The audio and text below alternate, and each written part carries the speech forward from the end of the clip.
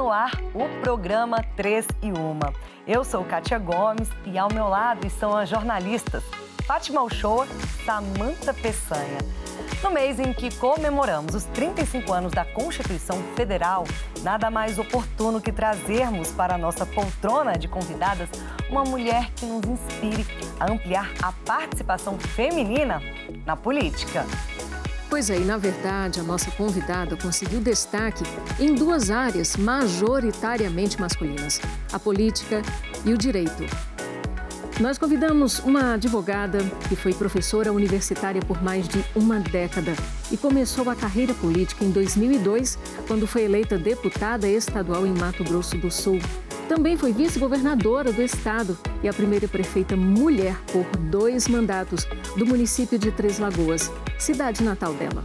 É isso, em 2014 ela foi eleita para o Senado Federal, onde foi a primeira mulher a presidir o colegiado mais importante da casa, a Comissão de Constituição, Justiça e Cidadania.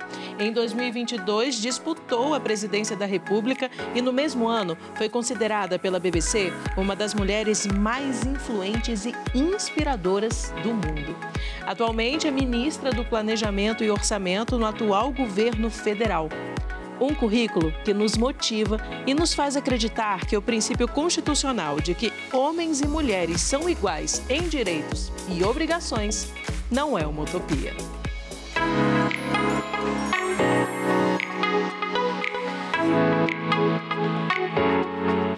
A mulher inspiradora de hoje, como vocês perceberam pelas fotos no telão, é Simone Tebet, ministra que já está aqui com a gente. Seja muito bem-vinda ao 3 em 1. Muito obrigada. Obrigada, Kátia. Obrigada, Fátima, Samantha. Em seus nomes, eu cumprimento todos aqueles e aquelas que estão nos acompanhando pela TV. Muito obrigada. Ministra, então, eu queria começar o programa falando um pouquinho sobre a sua vocação para o direito. Conta pra gente como que surgiu essa escolha. Mas, Kátia, foi tão espontâneo, assim, porque na minha vida, né, a minha grande fonte de inspiração profissional sempre foi meu pai. E eu não me lembro, não tenho lembrança do meu pai advogado ou promotor de justiça. Quando eu tinha 5 anos de idade, ele já tinha virado prefeito de Três Lagoas. Mas ele falava com tanta paixão do direito, ele foi um grande tribuno, ele era de júri, ele era defensor, no caso, na área criminal, que eu me encantei desde muito cedo com o direito. Então, assim, eu nunca pensei em ser arquiteta, dentista, médica ou não ter uma faculdade. A minha ideia era fazer concurso para o Ministério Público. Mas a senhora atuou como advogada? Atuei como advogada por mais ou menos 2 anos. E pensava em ingressar na política? Não, é um episódio interessante. Porque assim que eu entrei muito cedo na faculdade, eu entrei com 16 anos, fui fazer faculdade no Rio de Janeiro. Naquela época, gente, não tinha internet, não tinha celular, era falar com pai e mãe uma vez por semana. Então, imagina uma jovem, né, mulher e de 16 anos, num período ainda, assim, estávamos passando o período da transição democrática e morar no Rio de Janeiro. E eu me formei muito nova. Quando eu voltei, meu pai ia sair candidato, e ele falou, eu tinha acabado de fazer inclusive uma pós-graduação de 1 ano, e ele falou, eu quero que você me substitua em algumas aulas de direito. E eu comecei como professora substituta, mas eu era sempre muito caxias, muito determinada, eu achava que eu tinha que fazer tudo com excelência. E aí eu me tornei professora de direito administrativo, que é como se administra uma cidade, um estado, um país. E durante o tempo que eu fiquei, foram 12 anos em sala de aula, as pessoas falavam assim para o meu pai, ela tem vocação para a política, fala para ela ser candidata. Eu falava de jeito nenhum, porque eu sempre tive paixão pela política, mas pelo lado dos bastidores. Gostava de entregar santinho, pacotar material, mexer com palanque, estar lá em cima do palanque, vendo aqueles grandes homens públicos falarem brilhantemente de democracia, de direitos, de justiça social. E eu demorei 4 anos para ser convencida pelo meu pai. E ainda fiz um combinado com ele, eu vou fazer um teste, vou te atender nesse pedido, mas eu não sei se eu fico com mandato eletivo. Aí comecei a minha vida pública como deputada estadual. E, ministra, a senhora falando aí um pouquinho do seu pai, eu queria saber justamente isso. A senhora recebeu apoio da sua família quando decidiu trilhar essa carreira política? Porque o seu pai, né, o saudoso Rames Tebet, foi prefeito, governador, senador. Ele influenciou muito nessa decisão? Eu falo assim que acho que eu sou a cara do Brasil, no sentido assim, de vir de uma família muito tradicional e conservadora, mas ao mesmo tempo eu tive um pai muito progressista no papel de que homens e mulheres, filhos ou filhas têm o direito, os mesmos direitos, têm que estudar, tem que ter uma profissão e tem o direito de estar onde quiserem. Então, ao mesmo tempo, meu pai era muito conservador, olha o tamanho da saia, o comprimento da saia, olha o tamanho do brinco que você está usando, ou era contra a tatuagem, por exemplo, naquela época, né? Ao mesmo tempo, ele era muito progressista nesse sentido da igualdade de direitos. E ele sempre me estimulou, tanto que o convite foi feito por ele, a insistência foi vinda muito mais da voz dele e depois, obviamente, do meu marido, que é um grande companheiro que sempre me incentivou na vida pública. Então, essa paixão pela política vem desde que a senhora é pequena, não é? E ela foi aumentando à medida que a senhora entrou mesmo na política e estava ali como uma referência, podemos dizer assim? Samanta, assim, eu venho de um lar muito religioso. A minha mãe tem uma fé daquela que ajoelha e faz milagres, né? Assim, meu pai ficou muito doente, dificilmente sairia de uma mesa de cirurgia. Eu ouvia minha mãe católica com o terço, joelhando, fazendo promessa. Estou dizendo assim, que a oração ela tem muita força, né? A fé tem muita força.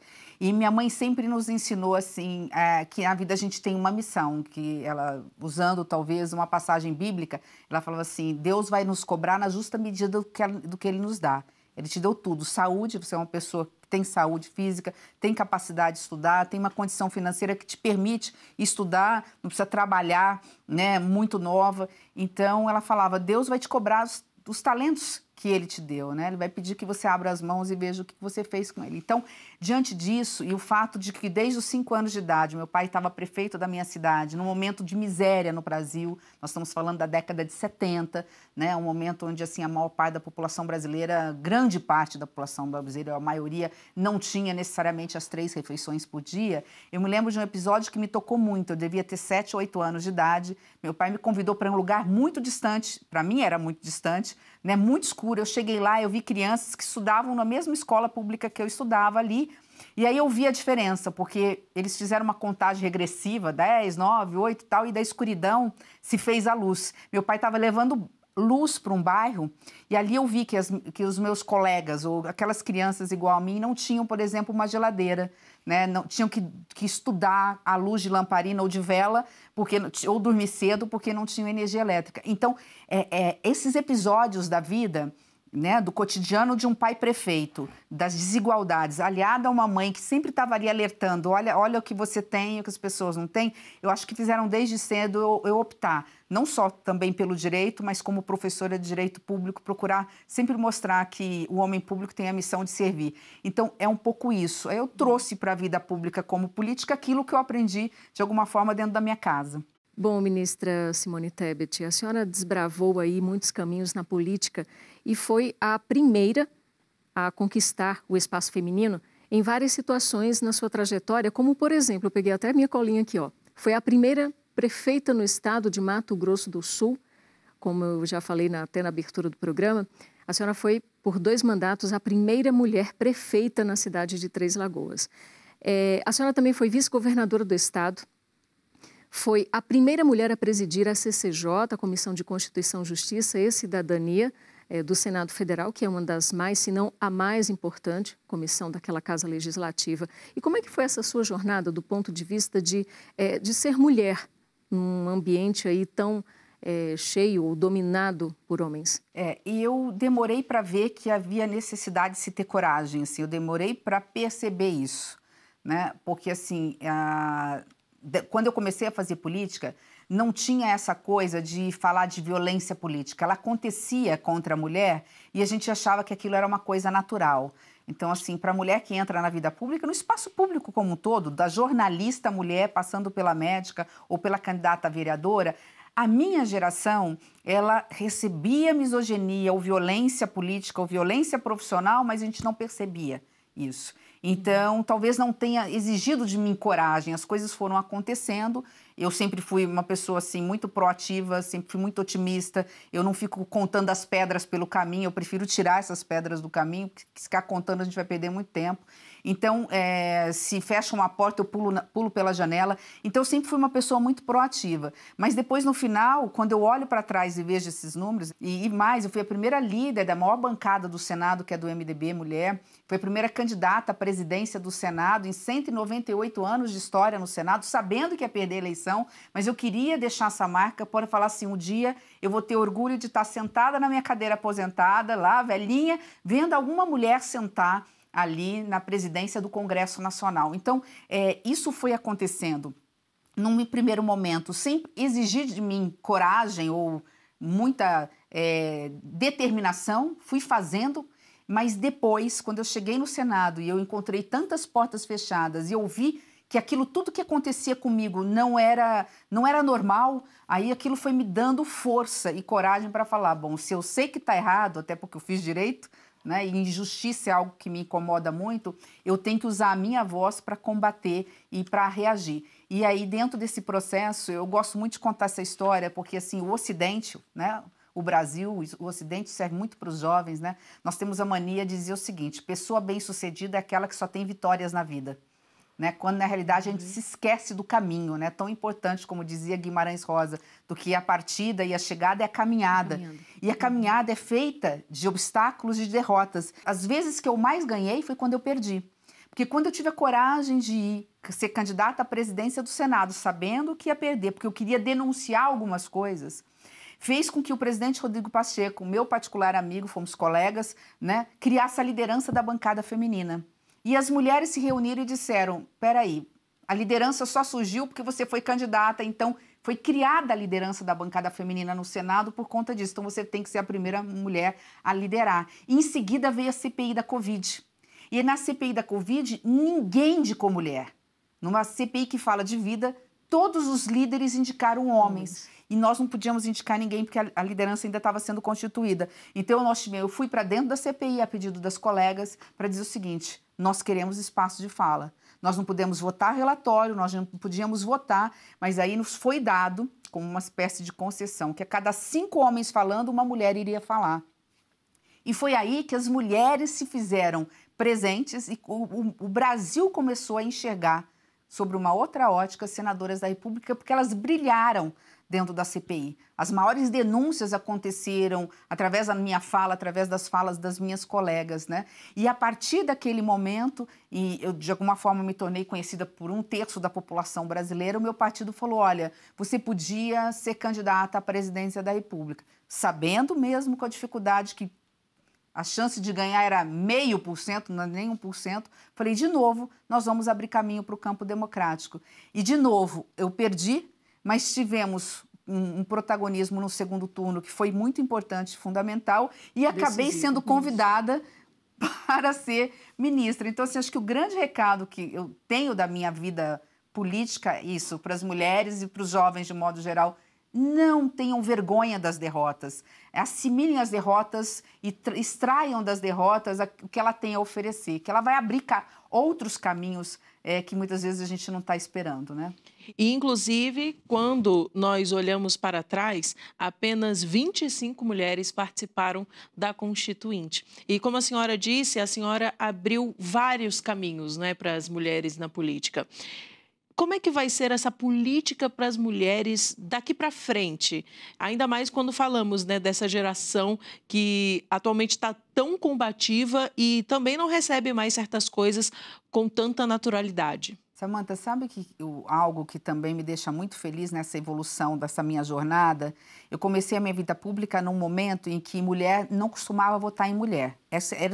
Não era só um ditado ou um jargão. A gente sentia isso. Nós, mulheres, tínhamos dificuldades em votar em mulheres, não era por nenhum tipo de discriminação.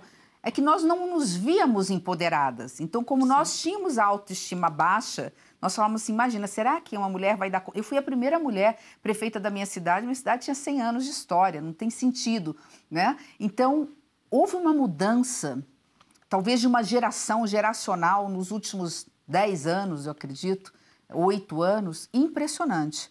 Né? As mulheres sabem que uma mulher puxa a outra, né? Que se uma mulher estiver projetada, ela vai estar sendo...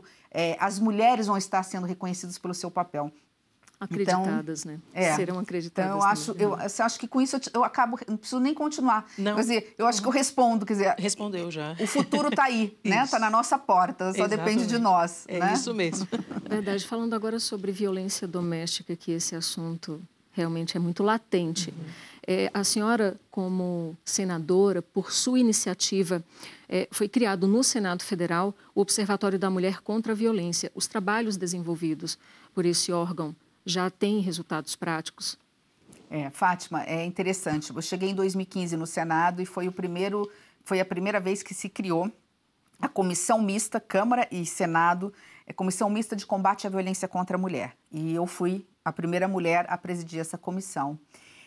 Eu já vinha com uma experiência de prefeita, no dia a dia vendo, né, essa violência que normalmente ela era escondida, de números que são subestimados da violência contra a mulher. A mulher, há números assim, vergonhosos e assustadores, que 2 a cada 3 mulheres sofre ou sofrerá algum tipo de violência na sua vida. Não necessariamente física, mas violência. Eu já recebi violência, né, ainda que não física, né? Então, acho assim, que todas nós aqui, então esse número está subestimado. Não é 2 a cada 3 mulheres. Eu acho que é 2,9 a cada 3 mulheres. Pouquíssimas mulheres no Brasil não sofrem algum tipo de violência.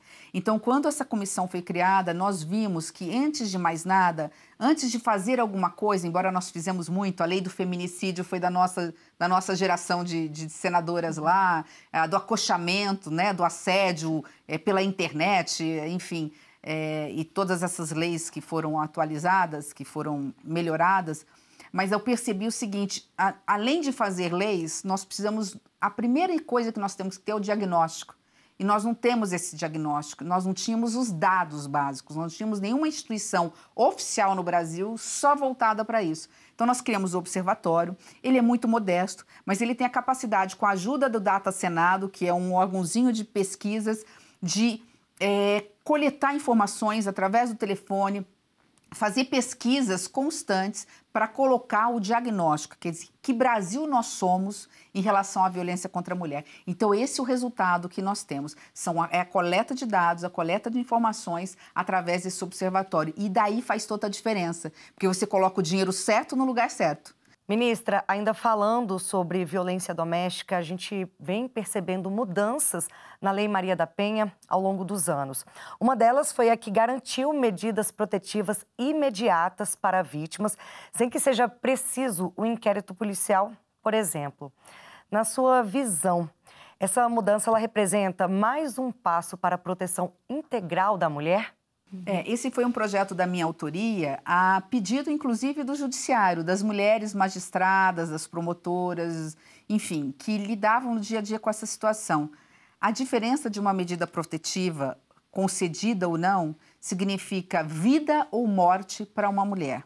Então, esperar que um juiz dê a medida protetiva, que é afastar os corpos, ou seja, falar para o homem, enquanto não tiver decisão, você não pode chegar perto da casa, chegar perto dessa mulher que você agrediu, faz toda a diferença entre a vida e a morte desta mulher, que muitas vezes é mãe, que pode deixar crianças órfãs. Então, diante desse cenário, o que nós previmos, ouvindo, obviamente, a Justiça e o Poder Judiciário, nós estabelecemos que qualquer autoridade pública envolvida, do policial, civil, militar, portanto, passando pelo delegado, qualquer um pode dar essa medida protetiva temporária, ela afasta e imediatamente vai para o juiz, mas já afasta os corpos, porque às vezes leva 3, 4 dias para o juiz, ou mesmo 24 horas, e essas 24 horas faz toda a diferença na vida dessa mulher. E dentro da sua experiência, ministra Tebet, o que está faltando ainda para que a gente acabe com essa disparidade, como, por exemplo, a disparidade salarial entre homens e mulheres? O que está faltando para isso? Agora está faltando pouca coisa. Foi uma das principais bandeiras da minha campanha e eu pedi para o presidente Lula, quando eu fui apoiá-lo, eu falei, mas eu gostaria de fazer 3, 4 pedidos de ações políticas importantes. E uma delas foi exatamente aprovar uma lei garantindo igualdade de salários entre homens e mulheres, porque a lei que nós fizemos na reforma trabalhista, ela ficou mal redigida e acabou não tendo efeito. E já estamos em 6 meses de mandato, já foi aprovado pela Câmara, aprovado pelo Senado, foi sancionado pelo presidente, portanto já é lei, que é o primeiro passo, e agora os ministérios estão regulamentando para ver de que forma fazem a fiscalização na iniciativa privada para que mulheres recebam os mesmos salários que os homens, tendo a mesma função e o mesmo tempo de serviço. E a gente sabe o quanto isso é importante, não só porque é um direito inalienável da mulher, mas o quanto isso também gira positivamente na economia, o quanto isso coloca dinheiro na economia, né, no mercadinho, porque a mulher ela não fica com esse dinheiro, ela gasta com a família, ela movimenta, ela não guarda debaixo do colchão, porque ela precisa desse orçamento. O quanto isso gera também de emprego, né? Isso gira a economia, isso tem estudos mundiais que falam que isso acresce o PIB do Brasil, a igualdade de salário entre homens e mulheres. Então agora é a fase da regulamentação e, óbvio, a gente só vai ver isso ao longo de anos, vai ser um crescente, né? As empresas, a iniciativa privada tendo esse reconhecimento e percebendo que isso não é gasto, isso é investimento.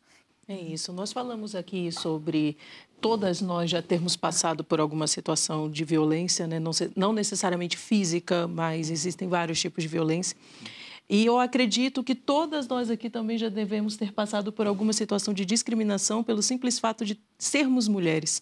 A senhora já passou por uma situação dessa? Tem alguma situação marcante que possa compartilhar aqui conosco? Isso, várias vezes, mas assim, talvez o que tenha sido mais publicizado foi na própria CPI da Covid, onde os parlamentares estavam assim muito contundentes, fazendo perguntas muito firmes para o Controlador-Geral da União, para a CGU, e o ministro. E quando eu fui fazer uma abordagem técnica, profissional, porque eu sou advogada, então a discussão foi no mesmo nível, né? Ele me chamou de descontrolada, né? Enfim, dizendo que eu estava descompensada, como quem diz, que é a velha máxima, né? Essa é a menor das violências, mas a que foi mais publicizada. Eu já tive ameaça de dedo, daquela postura do homem de estufar o peito e vir para cima, e a gente ter que recuar. Isso já aconteceu algumas vezes enquanto eu estava no Legislativo. Mas essa, por ter sido ao vivo, foi paralisada a CPI, saiu nas capas de jornais, esse enfrentamento assim do nada, porque parece pouco, mas isso não dá para contar, porque o tempo não nos permite, mas isso vem de uma história, né? A mulher, quando ela precisam, entre aspas, querem colocar a mulher no seu lugar, né, no lugar que eles acham que nós devemos estar, que é dentro do lar, na vida privada, né, ela é considerada, e quando ela é muito combativa, ela é chamada de histérica, de descontrolada, né, de louca. Então, assim, fisicamente teve ameaça, mas não teve vias de fato no passado. Quando não há argumento, vai inferiorizar o outro lado. Né? Ministra, mudando agora um pouquinho de assunto, como que foi exercer a maternidade dentro de todas essas escolhas profissionais? Kátia, eu acho que é a hora da gente falar também, que a gente está falando muito entre homens e mulheres, mas lembrar que há uma geração de jovens vindo aí que são verdadeiros parceiros dessa pauta humanitária que é a igualdade de gênero entre homens e mulheres. Eu tenho visto uma geração de meninos, quando eu digo meninos, porque qualquer jovem de 25, 26, 28 anos é menino para mim, tem idade para ser meu filho. Então, eu tenho visto uma mudança geracional, muito mais aberta, mais democrática, mais preparada para proteger, defender as mulheres. E eu tenho a sorte de ter um companheiro que, embora não seja jovem, é mais velho do que eu, mas que ele tem essa alma, assim, progressista e é um grande parceiro. Então, na minha casa, nunca teve essa coisa assim. Ele não sabe trocar uma lâmpada. Desculpa, Eduardo, estou te denunciando aí. Mas, assim, nunca teve essa coisa, quem tem que fazer o serviço dentro de casa é a mulher, né? Ainda que mal feito, ele vai fazer. Então, ele, meu grande parceiro na criação das minhas filhas. E isso faz toda a diferença. Isso me deu a tranquilidade, porque maternidade, para mim, é algo que eu sempre quis, né? Assim, eu não abriria jamais mão de ser mãe por uma opção, né? Cada mulher tem o direito de ser o que quiser e fazer o que quiser, mas eu tinha essa coisa de ser mãe, e de ser mãe no sentido não só de ter filhos, mas de criar, né? Não é uma tarefa fácil. Diferença. A gente tem tripla jornada de trabalho, eu me anulei na minha área social, não frequentava casamentos, batizados, festas, aniversários, não me viam em restaurantes, em shows, praticamente por 15 anos, que era o tempo que tive que ficar com as minhas filhas na hora que saía do trabalho, finais de semana, à noite, na hora do almoço. Agora, voltando um pouquinho ao assunto Constituição Federal, a gente sabe que a nossa Carta Magna ela vem passando, se transformando ao longo dos anos de 88 para cá, nesses 35 anos, por mudanças, até pela necessidade social. A senhora acredita que a letra de lei, ela é o suficiente para a nossa realidade? Olha, Fátima, eu diria assim, sem medo de errar, que nós poderíamos reduzir a nossa Constituição deixando apenas 10% que consta nela. O problema não está na lei, o problema está nos homens e mulheres. Tá? Aí, no sentido, o problema está numa cultura, numa sociedade, né, de um país tão rico com um povo tão pobre, onde o primeiro e o segundo artigo da Constituição, do primeiro ao 8º artigo, está praticamente tudo aquilo que nós sonhamos para um Brasil. Né? O Brasil é um dos países mais desiguais do mundo e um dos objetivos principais, e está lá na Constituição da República Federativa Brasileira, é erradicar a miséria, diminuir a pobreza, diminuir as desigualdades regionais. Você falou do Nordeste. Né? A cara mais pobre do Brasil está no Nordeste brasileiro, né? E normalmente é uma mulher. A cara mais pobre do Brasil é sempre uma mulher do Norte e do Nordeste do Brasil. Aliás, o recorte é sempre esse, gênero, raça e região. Então, a cara mais pobre do Brasil é de uma mulher negra do Nordeste ou do Norte brasileiro. E não é isso que prega a Constituição. Está lá no artigo 5º que todos são iguais perante a lei, né? Sem distinção de qualquer natureza, garantida a todos o direito à igualdade, né? O direito à liberdade, o direito à propriedade, enfim. E quando a gente olha na prática, não é isso que acontece. Então, não vejo que o problema está em mudar a lei, mas sim na aplicação da lei. Isso passa por mudar a mentalidade de uma geração e de um país. Ministra, infelizmente o nosso programa está acabando, mas passou rápido, mas antes, calma que ainda não acabou, temos um vídeo de uma pessoa que trabalhou com a senhora e que, inclusive, a acha uma mulher inspiradora. Então, por favor, vamos acompanhar. Simone Tebet, hoje ministra, ex-senadora, candidata a presidente da República e uma longa ficha de serviços públicos na área do legislativo, do executivo, é uma inspiração para todas nós mulheres.